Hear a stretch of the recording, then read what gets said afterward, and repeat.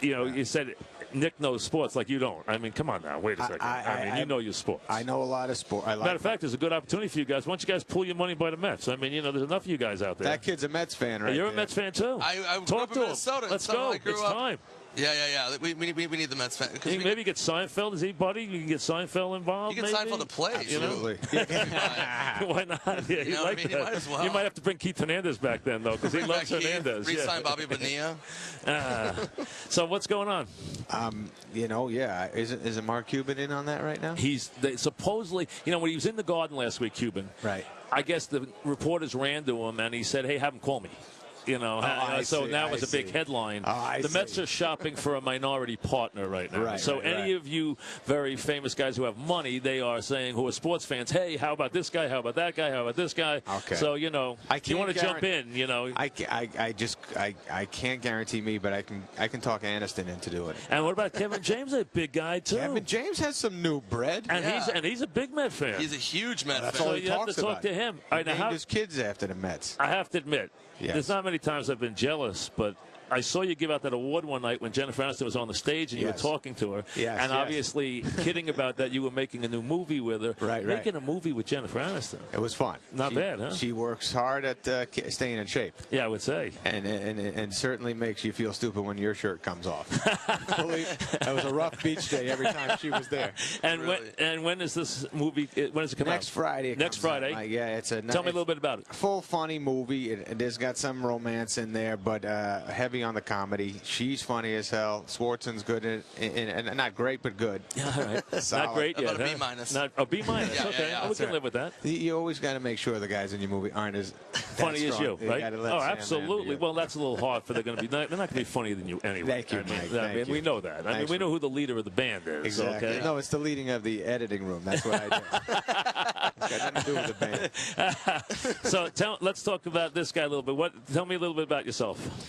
How did you become a Mets fan? He's from Minnesota. You're from Minnesota? I'm from Minnesota, born and raised. I am a Twins fan. I'm a diehard Twins fan. But for some reason, I grew up loving the Mets, and I became a big fan of the late '80s team with Howard Johnson, Strawberry, Kevin Elster, Dave Magadan, Lenny Dykstra, Greg Jeffries. Absolutely. All these guys, David Cohn. That was a wild bunch. Yeah, it was a great bunch. Cohn's 20-3 bunch. season. I don't know. I just really gravitated towards them. And then I was surprised. I moved to New York, and I was all excited. And I got my Mets stuff on.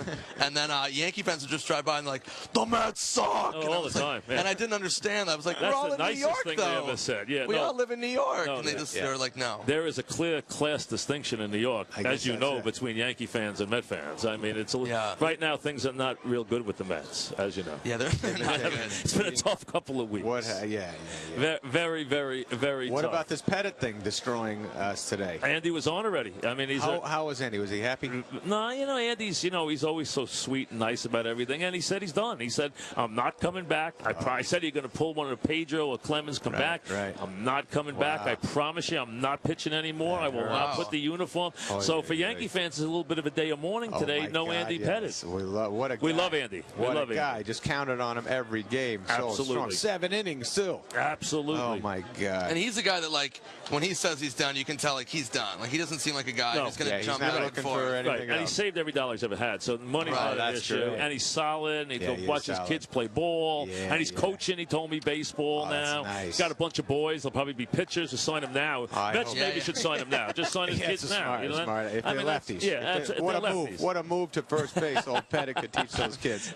You know what? And he says he doesn't know sports. He knows that Pettit has the greatest pickoff move in the world. I mean, think of the gem you get out of him right there. He's fluent in Yankee. Absolutely. For sure. Yeah, I studied Absolutely. Yes, you do, as a matter of fact. All right, so movie coming up. Give me a little thought on the game. What kind of fan are you? Are you a Viking? I'm a diehard Viking. Diehard Viking. But I became. There's no reason to talk to you though about football with the Vikings. It's sadness.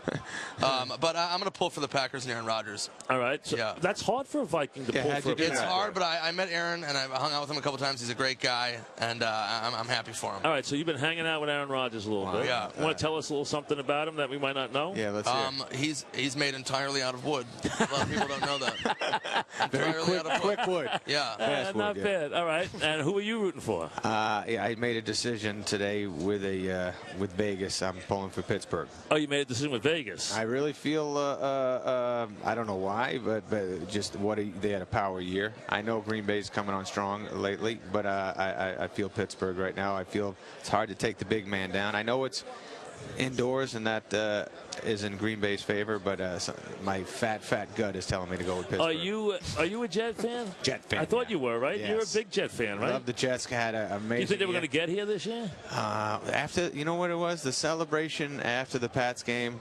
I was just saying, all right, take it easy, fellas, take it easy. We got to win next week. There's too much happiness going on right now. But it was a great second half. First half was a little shaky at times, but I thought it might happen. Is Rex funny enough to be in one of your movies, or He's what? pretty damn funny. Yeah, absolutely. He's weird enough too. Fearless. Yeah. He enjoys his life. Right? Yeah, you got some strange stuff. So you're going with the Packers. Give me a score. Wow. I would say 20. The guy made of wood is going to do what? Have a big game or what? 27-24. 20. No, that's right on the point. I know. You pick it right on the point. Yeah, Right? You got to either go up or down. Up or down. We all read the 27-23. Better. 27-23. Yeah. Gee, thanks for the change. I mean, All right. What?